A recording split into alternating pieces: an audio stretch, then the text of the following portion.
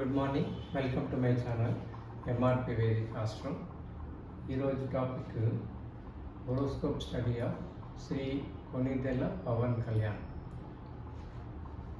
So ఈరోజు పవన్ కళ్యాణ్ గారి horoscope study చేద్దాం, ఓకేనా? So Janasena president, Janasena party president. తర్వాత ఇప్పుడు ఏపీలో ఎలక్షన్స్లో అంటే ఒక కూటమిలాగా ఏర్పడి టీడీపీ, జనసేన, బీజేపీ. సో వాళ్ళు assembly elections, AP assembly elections తర్వాత ఎంపీ ఎలక్షన్స్కి పోటీ చేస్తున్నారు against Jagan, YCP party, Congress party. Okay, so అయితే ఇప్పుడు పవన్ కళ్యాణ్ గారి జాతకం ఇప్పుడు ఎలా ఉంది అనేది మనం చూద్దాం. సో పవన్ కళ్యాణ్ గారి బర్త్ డీటెయిల్స్ మనం పబ్లిక్ డొమైన్లో చూస్తే డేట్ వచ్చేసి 2 సెప్టెంబర్ 1971. అందులో ఏం డౌట్ లేదు, డేట్ అయితే కరెక్టే ఉంటుంది మోస్ట్లీ. సో టైం మాత్రం 2 రకాలుగా కనబడింది. ఒకటేమో 12 గంటలకి 12 o'clock మధ్యాహ్నం, రెండోది 2 PM మధ్యాహ్నం. రెండు కూడా డేటా కనపడింది మనకి ఆన్లైన్లో, అంటే పబ్లిక్ డొమైన్లో. సో 12 గంటలకి సపోజ్ 12 o'clock అనుకుంటే పుట్టిన టైము బాపట్లలో పుట్టాడు. సో 12 o'clock అనుకుంటే లగ్నం వచ్చేసి వృశ్చిక లగ్నం అవుతుంది. అదే 2 PM అయితే ధను లగ్నం అవుతుంది. సో ఈ రెండు కూడా నేను స్టడీ చేశాను, ఏది కరెక్ట్ అయి ఉండొచ్చు అనేది. సో ఆయన లైఫ్ హిస్టరీని స్టడీ చేసిన తర్వాత ధను లగ్నమే కరెక్ట్ అని అనిపించింది. రాశి మాత్రం మకర రాశి, ఉత్తరాషాఢ నక్షత్రం. ఎందుకంటే ధను లగ్నం ఎందుకు అంటే అఫ్కోర్స్ ఒకటి నెంబర్ 1 ఏంటంటే ఇది 2వ స్థానం, కుటుంబ స్థానం కదా. సపోజ్ వృశ్చిక లగ్నం తీసుకుంటే 2వ స్థానం వచ్చేసి అప్పుడు ధనస్సు రాశి కుటుంబ స్థానం అవుతుంది. సో ధనాధిపతి వచ్చేసి లగ్నంలో ఉంటాడు. సో అది పొజిషన్ గుడ్ పొజిషనే, పద్ధతి అంటే ఇబ్బందులు ఏమి ఉండవు. కానీ ఆయనకి ఫ్యామిలీ పరంగా అంటే కుటుంబ పరంగా ఇబ్బందులు అయితే ఉన్నాయి. ఎందుకంటే 2 సార్లు ఆల్రెడీ డైవర్స్ అయింది, 3rd మ్యారేజ్ అయింది కాబట్టి. సో కుటుంబంలో ఇష్యూస్ మాత్రం ఉన్నాయి కాబట్టి వృశ్చిక లగ్నం కంటే ధను లగ్నమే కరెక్ట్ అని చెప్పి అనిపించింది. ఎందుకంటే ఇక్కడ కుటుంబ స్థానంలో రాహు, తర్వాత కుజుడు, చంద్రుడు ముగ్గురు ఉన్నారు. సో కుజుడు కూడా ఉచ్చ స్థితిలో ఉన్నాడు, అంటే కుజదోషం కూడా అంటారు. 2వ స్థానంలో కుజుడు ఉన్నాడు కాబట్టి కుజదోషం కూడా ఉంటుంది. సో ఆయన బిహేవియర్కి ఈ రాహు తర్వాత కుజుడు ఒకే స్థానంలో ఉండడము, కుటుంబ స్థానంలో ఉండడము, అవి ఒక రకంగా అదే ఈ లగ్నమే కరెక్ట్ ఏమో అని అనిపించింది నాకు. ఓకే, సో కాబట్టి 2 PM at బాపట్ల, 2 సెప్టెంబర్ 1971. ఈ బర్త్ డీటెయిల్స్ తీసుకొని మనం జాతకం అనేది స్టడీ చేస్తాం. ఓకే, సో ఈ ప్రిడిక్షన్స్ అన్నీ కూడా everything depends upon correctness of the birth details. అంతేకాకుండా మనం ఎంతవరకు దాన్ని కరెక్ట్గా రీడ్ చేయగలుగుతున్నాం అనేది కూడా ఇంపార్టెంటే. ఎందుకంటే ఆస్ట్రాలజీ అనేది ఒక సైన్స్ లాంటిదే. సో మ్యాథమెటిక్స్ అంటే 2 + 2 4, 1 + 1 2 అనేది కరెక్ట్గా తెలిసిపోతుంది. అండ్ మ్యాథమెటిక్స్లో 100/100 మార్క్స్ స్కోర్ చేయడం కూడా ఈజీయే, కానీ సైన్స్లో స్కోర్ చేయడం కష్టం. Because science is a little bit tough subject compared to mathematics. అలాగే ఆస్ట్రాలజీ కూడా ఈజ్ ఎ వెరీ టఫ్ సబ్జెక్టే. సో దాన్ని మనం కరెక్ట్గా 100%గా కరెక్ట్గా ప్రిడిక్ట్ చేయడం అనేది అంత ఈజీ ఏం కాదు. ఆస్ట్రాలజీ కరెక్టే, కానీ మనం ఎంతవరకు కరెక్ట్ ప్రిడిక్ట్ చేస్తున్నాం అనేది కూడా ఇంపార్టెంట్. మన జ్ఞానం ఎంత, అది కూడా ఇంపార్టెంట్. తర్వాత డీటెయిల్స్ ఎంతవరకు కరెక్ట్, దాన్ని బట్టి మనకు రిజల్ట్స్ అనేవి కరెక్ట్గా వస్తాయి అన్నట్టు. సో ఎనీవే మనం ఈ డేటాతో ప్రొసీడ్ అవుతాము. పవన్ కళ్యాణ్ గారి జాతకం ఇప్పుడు ఎలా ఉంది, ఎంపీ ఎలక్షన్స్లో, ఎమ్మెల్యే ఎలక్షన్స్లో, అంటే ఈ జనరల్ ఎలక్షన్స్లో ఆయన పార్టీ ఎలా విజయాన్ని సాధించబోతుంది అనేది కూడా మనం కొంతవరకు ఎస్టిమేట్ చేయడానికి ప్రయత్నిద్దాం. ఓకే, సో పవన్ కళ్యాణ్ గారి జాతకం ఈ డేటాతో చూస్తే ఆయనకి గ్రహాలు వివిధ పొజిషన్స్లో ఎలా ఉన్నాయి చూద్దాము. ఓకే, సో మేషంలో ఏ గ్రహం లేదు, వృషభంలో శని ఉన్నాడు. శని వచ్చేసి కుటుంబ అండ్ తృతీయ స్థానాధిపతి ఆయన శని 6లో ఉన్నాడు. సో శని ఈ లగ్నానికి పాపి 6లో ఉండడం మంచిదే. సో దానివల్ల ఆయనకి ఫలితాలు బాగానే ఉంటాయి. అందులో శని వచ్చేసి చంద్ర నక్షత్రంలో ఉన్నాడు, అంటే రోహిణి నక్షత్రంలో ఉన్నాడు. ఓకే, తర్వాత కేతు వచ్చేసి అష్టమంలో ఉన్నాడు. కేతు బుధ నక్షత్రంలో ఉన్నాడు, ఆశ్లేష నక్షత్రంలో ఉన్నాడు. సో బుధుడు సప్తమాధిపతి, తర్వాత దశమాధిపతి అయినాడు. ఓకే, తర్వాత భాగ్యంలో బుధ, రవి, తర్వాత శుక్ర 3 గ్రహాలు ఉన్నాయి. సో బుధ గ్రహం అనేది సప్తమ దశమాధిపతి. సో సప్తమాధిపతి ఈ లగ్నానికి పాపి వక్రించి ఉన్నాడు. సో పాపి వక్రిస్తే సహజంగా శుభాన్ని కలిగి వస్తాడు. తర్వాత ఇంకోటి ఏంటంటే ఇక్కడ మెర్క్యూరీ, బుధుడు, తర్వాత రవి కలిసి ఉన్నారు కాబట్టి బుధాదిత్య యోగం అనేది కలుగజేస్తుంది.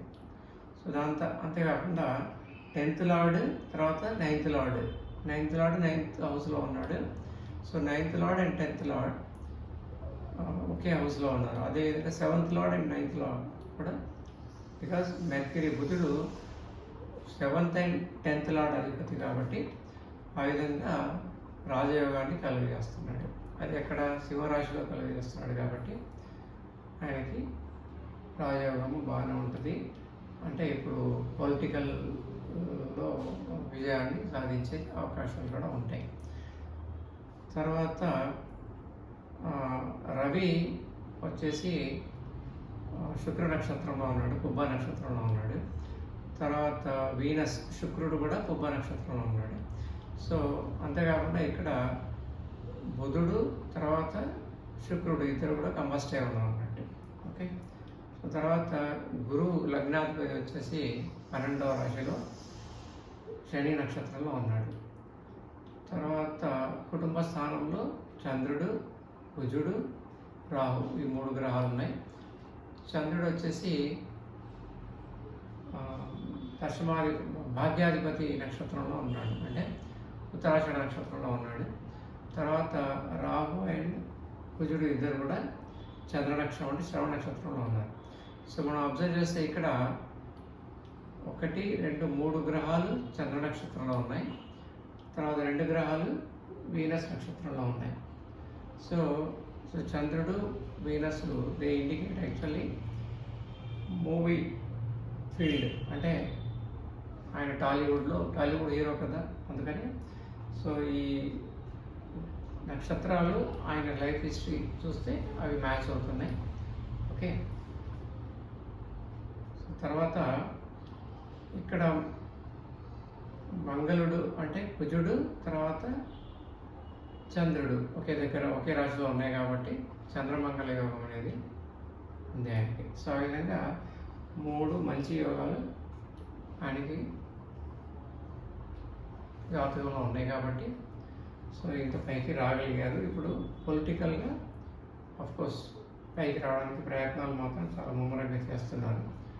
సో ఆయన వచ్చేసి ఈ సినీ ఫీల్డ్లో 1996 నుంచి నంబర్ ఆఫ్ మూవీస్లో యాక్టింగ్ చేసి ఒక మంచి హీరోగా పేరు తెచ్చుకున్నాడు. తర్వాత పాలిటిక్స్లో ఎంట్రీ మాత్రం 2008లో స్టార్ట్ అయ్యింది. సో అంటే గురు మహాదశ ఎప్పుడైతే స్టార్ట్ అయిందో, అంటే గురు శనిలో ఉన్నాడు కదా, సో అప్పటి నుంచి పాలిటిక్స్లో ఇంట్రెస్ట్ అనేది ఆయనకి స్టార్ట్ అయిందని చెప్పొచ్చు. సో ఇప్పుడు ప్రస్తుతం వచ్చేసి శని మహాదశ ఆయనకి నడుస్తుంది ఎప్పటి నుంచి 23 నుంచి. సో యాక్చువల్లీ చూడబోతే ఆయన రాశి వచ్చేసి మకర రాశి. ఇప్పుడు ప్రస్తుతం గోచారంలో శని కుంభంలో ఉన్నాడు. సో కాబట్టి ఆయనకి ఏలాంటి శని అనేది నడుస్తుంది కాబట్టి సో అంత బాగా ఉండకపోవచ్చు అనే అభిప్రాయం అనేది ఉంటుంది. కానీ ఈ అంతేకాకుండా ఏంటంటే ఇప్పుడు ఏలినాటి శని, తర్వాత శని మహాదశ ఆయనకి స్టార్ట్ అయింది కాబట్టి 2 శనియే కాబట్టి శని ఈ లగ్నానికి పాపి కాబట్టి యాక్చువల్లీ ఆయనకి అంతగా రాణించకూడదు. ఓకే, కానీ ఆయన ఏది మన జాతకంలో దశాంశాన్ని చూస్తే దశాంశంలో 10th హౌస్లో చంద్రుడు ఉన్నాడు. సో ఇక్కడ శని చంద్ర నక్షత్రంలో ఉన్నాడు. సో 10th హౌస్లో చంద్రుడు ఉన్నాడు కాబట్టి ఆయన మూవీ ఫీల్డ్లో చాలా రాణించగలిగాడు. అంతేకాకుండా శని వర్గోత్తమ చెంది శని 10th హౌస్ని ఆస్పెక్ట్ చేస్తున్నాడు కాబట్టి సో ఖచ్చితంగా ఆయనకి క్యారియర్ పరంగా అంటే వాట్ ఎవర్ క్యారీ ఈ టేక్స్ అప్. అందులో ఇప్పుడు ఏంటంటే శని మహాదశ స్టార్ట్ అయింది కాబట్టి 10th హౌస్ని ఆస్పెక్ట్ చేస్తుంది కాబట్టి అందులో దశాంశంలో. సో ఖచ్చితంగా ఈ శని మహాదశలో ఆయనకి బాగానే యోగించవచ్చు. ఎందుకంటే ఇంకోటి ఏంటంటే ఇప్పుడు ప్రస్తుతం 2024 మే జూన్ చూస్తే ఆయనకి శని మహాదశ, శని అంతర్దశ, తర్వాత బుధ ప్రత్యంతర దశ నడుస్తుంది. సో బుధ ప్రత్యంతర దశ అంటే ఆయనకి రాజయోగము, తర్వాత బుధాదిత్య యోగము, ఈ రెండు కూడా యాక్టివేట్ అయిపోయినాయి అనుకోండి. ఖచ్చితంగా ఆయనకి ఈ జనరల్ ఎలక్షన్స్లో మంచి విజయాన్ని సాధించి పెట్టవచ్చు. సో ఆ విధంగా ఆయన పోటీ చేసిన ఎంపీ ఎలక్షన్స్లో కానీ ఎమ్మెల్యే స్థానాల్లో కానీ విజయాన్ని సాధించే ఛాన్సెస్ చాలా ఎక్కువ ఉన్నాయి. సో ఆ విధంగా చూస్తే ఇంతకుముందు మనము జగన్ హోరోస్కోప్, తర్వాత చంద్రబాబు నాయుడు హోరోస్కోప్ కూడా చూసాము. వాళ్ళిద్దరి హోరోస్కోప్స్ కూడా బాగానే ఉన్నాయి కాబట్టి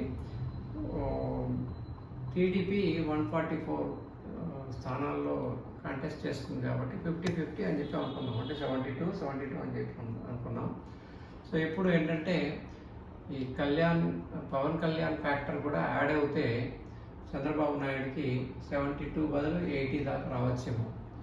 సో ఆ 80 ప్లస్ ఈ 21 స్థానాల్లో పవన్ కళ్యాణ్ పోటీ చేస్తున్నాడు. ఆ 21లో 15 స్థానాల్లో గెలిచినా కానీ Pawan Kalyan party, so 15 plus 80 will become 95.